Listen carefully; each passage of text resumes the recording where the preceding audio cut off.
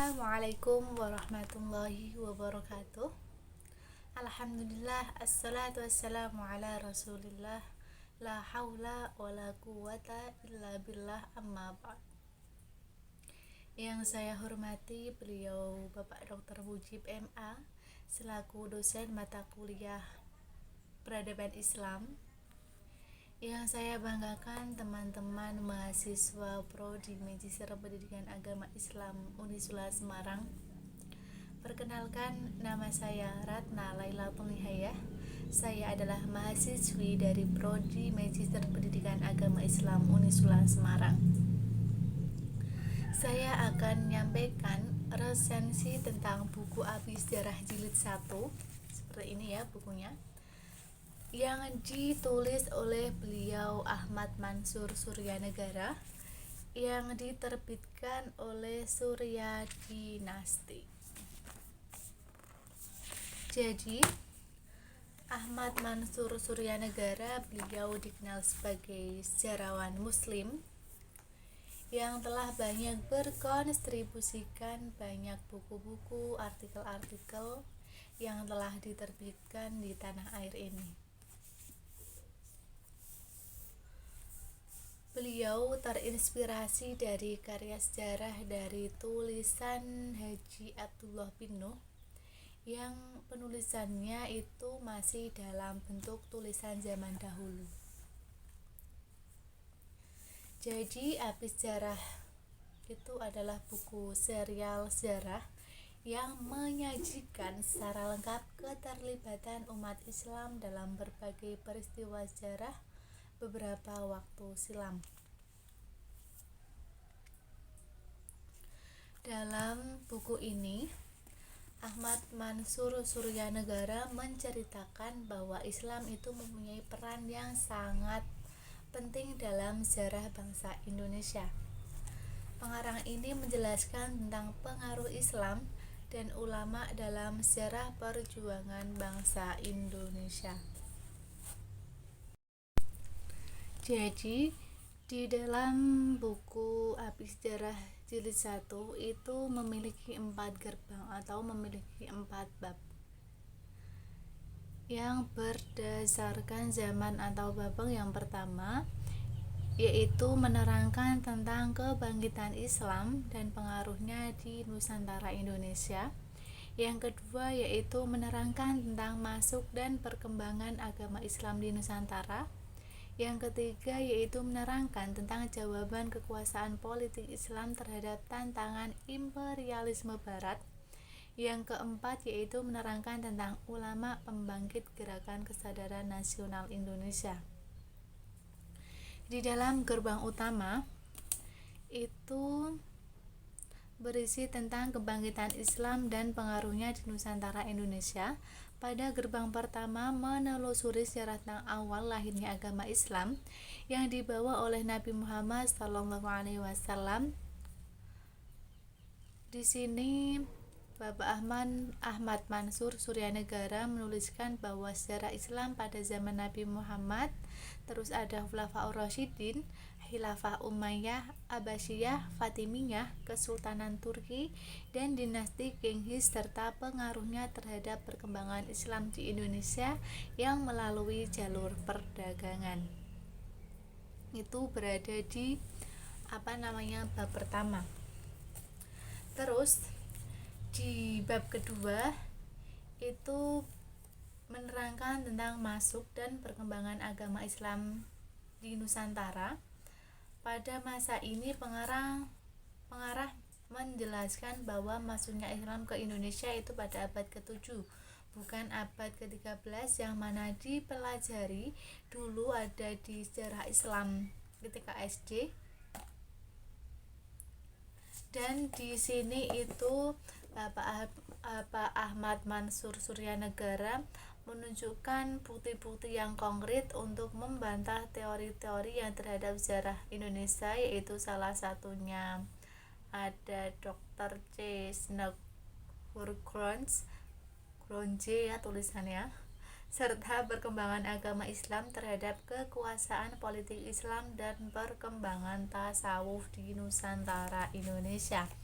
Sedangkan di bab ketiga itu menerangkan tentang jawaban kekuasaan politik terhadap tantangan imperialisme barat. Pada bab ini menerangkan tentang pemberontakan terhadap penjajah Indonesia yang dipimpin oleh para sultan, ulama dan santrinya, menggerakkan rakyat menjadikan timbulnya perlawanan kaum pribumi terhadap penjajah di seluruh Nusantara Indonesia, dan ada hubungannya antara perang-perang yang terjadi di dunia dengan perang yang ada di Indonesia. Salah satunya yaitu seperti perang revolusi buruh di Prancis gara-gara ajaran Marxisme atau ajaran komunis, dan terjadi perang di Indonesia yang berlandasan ajaran Marxisme yang disebut dengan PKI atau Partai Komunis Indonesia. Di dalam gerbang keempat atau di bab yang keempat itu tentang ulama pembangkit Gerakan Kesadaran Nasional Indonesia pada tahun 1900 sampai 1942, ketika zaman itu terjadi perang merebutkan kekuasaan politik, perdagangan dan kemiliteran antara orang Islam pribumi, imperialis barat, komunis dan Arab. Para ulama dan sultan dijauhkan dari masalah kekuasaan, yang akhirnya terbentuknya wadah yang membela Islam yang dinamakan dengan Serikat Islam untuk menandingi kekuatan orang barat dan ajaran yang menyeleweng dari Islam. Sejarah Muslim di Indonesia yang mana itu sudah dibela dan diperjuangkan oleh ulama-ulama beserta santrinya dalam memerdekakan Nusantara Indonesia yang besar. Pengorbanannya akan tapi kurangnya postingan dan penyebaran pengetahuan tentang peranan ulama dan santri dalam sejarah dari generasi ke generasi yang tidak diketahui. Karenanya kurangnya peranan teknologi dan penyebarannya, yang mana penghapusan sejarah dengan tujuan untuk menghilangkan jati diri seorang bangsa yang berakibat pada generasi selanjutnya yang tidak tahu jati dirinya dan membela kaum orang penjajah. Itulah salah satu tujuan dari sang pengarang. Sejarah itu sebagai salah satu cabang ilmu sosial yang perlu mendapatkan perhatian serius dari ulama dan santri serta umat Islam Indonesia. Banyak karya sejarah Islam Indonesia dan dunia Islam umumnya yang beredar di sekitar kita, namun banyak pula isinya sangat bertentangan dengan apa yang diperjuangkan oleh Rasulullah Shallallahu Alaihi Wasallam, sahabat, khalifah, wirausahawan, ulama, waliullah dan santri serta umat Islam. Apalagi dengan adanya upaya deislamisasi sejarah Indonesia, peranan ulama dan santri serta umat Islam di dalamnya ditiadakan atau tetap ada, tetapi dimaknai dengan pengertian yang lain, seperti yang diangkat oleh Kiai Haji Abdullah bin Nuh. Masalah waktu masuknya Islam ke Indonesia semestinya terjadi pada abad ke-7 Masehi, ternyata dituliskan sangat jauh berbeda waktunya, dimundurkan hingga abad ke-13 Masehi. Tidak hanya masalah waktu, tapi juga dituliskan oleh orientalis. Kehadiran Islam di tengah bangsa dan negara Indonesia dinilai mendatangkan perpecahan, karena Islam itu dinilai menimbulkan banyak kekuasaan politik Islam atau kesultanan yang tersebar di seluruh Nusantara, sehingga imperialis barat menemui kesukaran untuk menguasai Nusantara Indonesia. Buku ini hanya merupakan upaya melengkapkan karya Kiai Abdullah bin Nuh semula yang berjudul Sejarah Islam di Jawa Barat hingga Zaman Keemasan Banten, melihat isi dan jiwa serta dasar pemikiran kesejarahan di dalamnya, karena tidak hanya membahas sejarah Islam di Banten, tetapi juga berisi bahasan sejarah Islam di luar Jawa, membicarakan sejarah kerasulan, Khulafaur Rasyidin, serta perkembangan wirausahawan atau wiraniagawan Islam pada umumnya. Selain itu, Kiai Haji Abdullah bin Nuh sebenarnya banyak mengangkat fakta sejarah yang bersumber dari karya Thomas B. Arnold, Guna pendekatan yang seluas sumbernya pada buku ini, kemudian Ahmad Mansur Suryanegara menambahkan bahasannya dengan peristiwa sejarah yang terjadi di luar Indonesia. Sejarah Islam Mongol di dunia, di India dan Islam di Cina, terutama Islam di Timur Tengah. Hal itu karena melihat pengaruhnya cukup besar terhadap perkembangan kekuasaan politik Islam atau kesultanan di Nusantara Indonesia. Jadi, asal mula judul dari buku bicara ini adalah Sejarah Islam di Jawa Barat hingga zaman keemasan Banten. Dan itu pun hanya mencakup perjuangan ulama dan santri. Kemudian direvisi lagi oleh Ahmad Mansur Suryanegara, yaitu ditambahi dengan peristiwa sejarah yang terjadi di luar Indonesia seperti tadi ya, sejarah Islam di Mongol, sejarah Islam Mongol di India, Islam di Cina, dan terutama di Islam bagian timur. Jadi seperti itu. Buku ini itu berisikan tentang fakta sejarah perjuangan ulama dan santri dalam menegakkan negara kesatuan Republik Indonesia. Walaupun karya sejarah ini kurang mendetail, tapi tidaklah berarti hanya berhenti sampai di sini. Generasi mendatang dan para penulis pada penerbitan berikutnya perlu menuliskan ulang dan melengkapinya. Kita langsung memasuki bab yang pertama, yaitu tentang kebangkitan Islam dan pengaruhnya di Nusantara Indonesia, yaitu proses Islamisasi Nusantara itu melalui pasar. Dikejutkannya dengan turunnya wahyu Allah yang pertama kali, yaitu disampaikan kepada malaikat Jibril. Kemudian disampaikan lagi kepada beliau Nabi Muhammad SAW, yaitu berupa surah Al-Alaq ayat 1-5 yang berbunyi Bismillahirrahmanirrahim. Iqra bismi rabbikal ladzi khalaq, khalaqal insana min 'alaq, iqra wa rabbukal akram, alladzi 'allama bil qalam, 'allamal insana ma lam ya'lam, yang berisikan tentang peringatan bahwa Allah yang menciptakan manusia dari darah dan Allah pula yang menjadikan manusia berilmu. Allah juga yang menciptakan manusia bisa membaca dan menulis. Rasulullah Shallallahu Alaihi Wasallam sebelum memperoleh wahyu pertama kali, beliau adalah sebagai wirausahawan, disiapkan sebelumnya dengan kehidupan yang bergumul dengan hiruk-pikuk pasar sejak usia dini, yaitu usia 8 tahun hingga dewasa 40 tahun. Selama 32 tahun Nabi Muhammad berprofesi sebagai wirausahawan, namun dikarenakan wahyu Allah pada usia 40 tahun, berubahlah menjadi Rasulullah Shallallahu Alaihi Wasallam berjuang mendakwah selama 23 tahun. Ketika Nabi Muhammad menerima wahyu pertama kali, itu tepatnya di Gua Hira.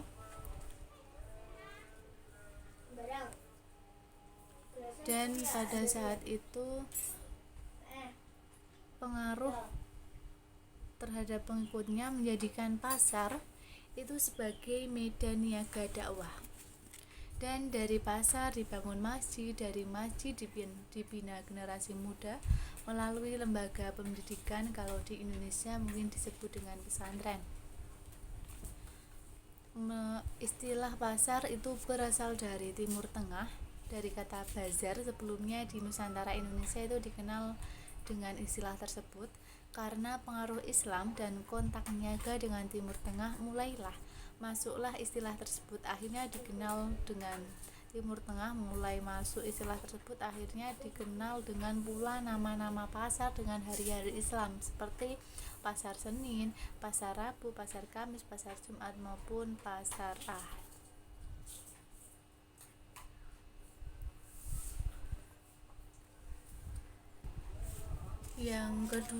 Bab yang kedua yaitu tentang masuk dan perkembangan agama Islam di Nusantara Indonesia.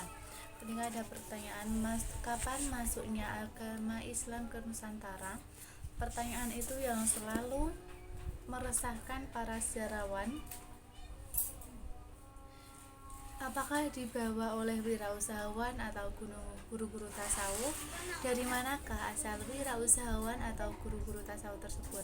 Daerah mana di antara Nusantara Indonesia yang demikian luas sebagai daerah pertama menerima ajaran Islam? Apakah oleh ketiga wirausahawan di Arab? Jadi pertanyaan yang selalu meresahkan para sejarawan itu seperti itu ya. Jadi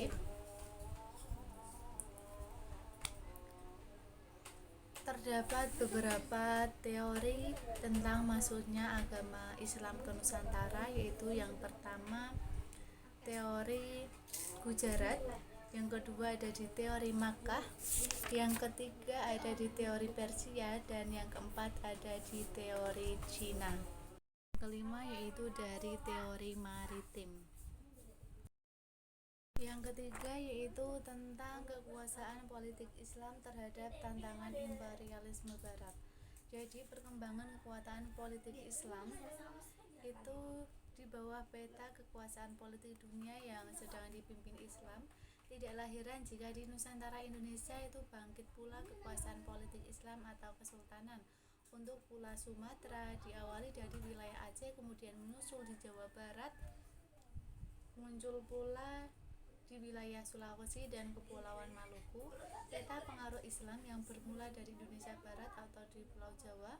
Provinsi Jawa Barat sebagai dampak Islam datang dari Asia Barat atau Timur Tengah. Untuk Jawa Barat sebagai tempat pertemuan wirausahawan di Nusantara Indonesia dari Cina dan India serta Timur Tengah menjadi sebab lebih cepatnya penyebaran ajaran Islam daripada di Jawa Tengah dan Jawa Timur. Proses percepatan pengembangan Islam setelah mayoritas rakyat masuk Islam diikuti pula oleh kalangan bangsawan dan raja beralih agama memeluk agama Islam.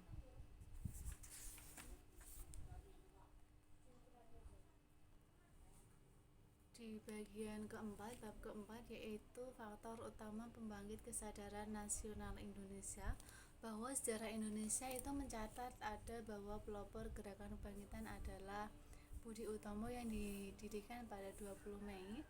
Padahal dalam realitasnya sejarahnya justru keputusan Kongres Budi Utomo di Surakarta menolak pelaksanaan Persatuan Indonesia. Walaupun kongres ini dilaksanakan pada 28 saat Budi Utomo sudah berusia 20 tahun, sikapnya sangat kontradiksi dan sangat eksklusif dengan realitas gerakan nasional saat itu yang sedang membangun kesadaran nasional dan membangun kesatuan dan persatuan bangsa Indonesia. Dalam penyebab terjadinya kebangkitan nasional, lebih menekankan faktor utama penyebabnya, yaitu Islam sebagai agama yang dianut oleh mayoritas bangsa Indonesia, ditandaskan bahwa terbentuknya integritas nasional dan tumbuhnya kesadaran nasional di Indonesia dipengaruhi oleh faktor utama. Yang pertama yaitu terbentuknya kesatuan agama bangsa Indonesia. Agama Islam dianut oleh 90% penduduk dan tidak hanya dianut oleh penduduk Pulau Jawa, tetapi juga dianut oleh penduduk luar Jawa. Kesamaan yang ini menjadi dasar terbentuknya solidaritas perlawanan terhadap kerajaan Protestan Belanda dan pemerintah kolonial Belanda sebagai penjajah yang melancarkan politik Indonesia. Yang kedua yaitu Islam tidak hanya sebagai agama yang mengajarkan perlunya membangun jamaah, Islam juga sebagai simbol perlawanan terhadap penjajah asing Barat. Yang ketiga yaitu faktor lain yang mendorong terbentuknya integritas nasional adalah adanya perkembangan bahasa Melayu Pasar berubah menjadi bahasa Persatuan Indonesia. Ketiga faktor tersebut dalam penulisan sejarah Indonesia periode gerakan kebangkitan kesadaran nasional akibat deislamisasi sistem penulisannya, Islam tidak diakui sebagai pembangkit gerakan nasional. Justru Budi Utomo yang menolak pelaksanaan cita-cita persatuan Indonesia sampai dengan kongresnya di Surakarta. Oke, kurang lebihnya seperti itu isi dari resensi buku dari Api Sejarah Jilid 1, Mahakarya Perjuangan Ulama dan Santri dalam Menegakkan Negara Kesatuan Republik Indonesia. Mungkin hanya itu yang dapat saya sampaikan, kurang lebihnya saya mohon maaf yang sebesar-besarnya. Wabillahi taufiq wal hidayah, waridho wal inayah. Assalamualaikum warahmatullahi wabarakatuh.